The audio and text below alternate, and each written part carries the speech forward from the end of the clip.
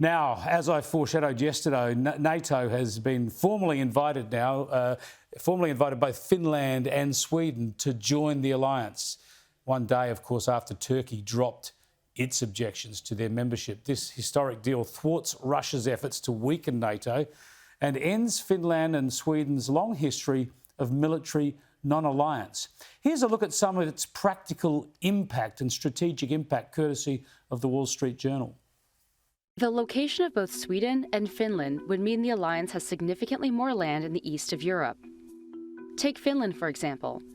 It has an 830-mile-long border with Russia, but if we look a little closer, we can see that this border is full of lakes and marshland with very few roads for military vehicles, such as tanks, to travel on. Analysts say those conditions would be beneficial for NATO in any potential combat situation with Russia. From a NATO point of view, it's a huge opportunity. So you think about combat in Ukraine over by Kiev, where Russia was trying to push down really narrow roads. That's Finland. One key area for Russia is the Kola Peninsula, where Moscow houses sub-launched ballistic missiles that are key to its nuclear arsenal. Currently, the only NATO country bordering the zone is Norway. But analysts say if Finland joins the bloc, it would increase pressure on the region. Joining me now from Canberra is Finland's ambassador to Australia, Satu Mattila-Budich. Thanks for joining us, Ambassador. This is a monumental decision on behalf of your country. What primarily has driven it? Well, it is a significant decision for Finland in terms of our security policy.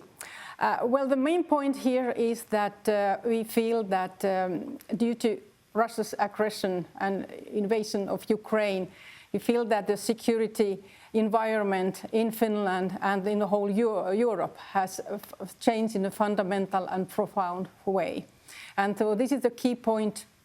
And what is significant is also the very, very fast change in public opinion in Finland in favor of applying the membership.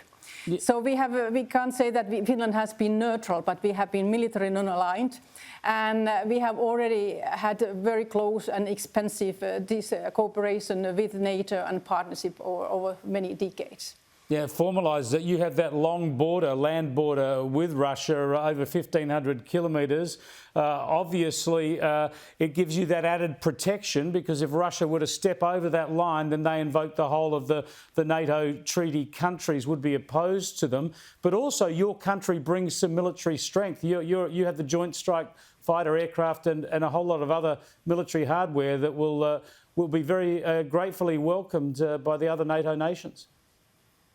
That's right. So Finland certainly feels safer if we join NATO, but Finland is also a security provider. So we have very strong military, very much interoperable with the NATO forces, and so hopefully, if Finland joins NATO, we will also make NATO stronger.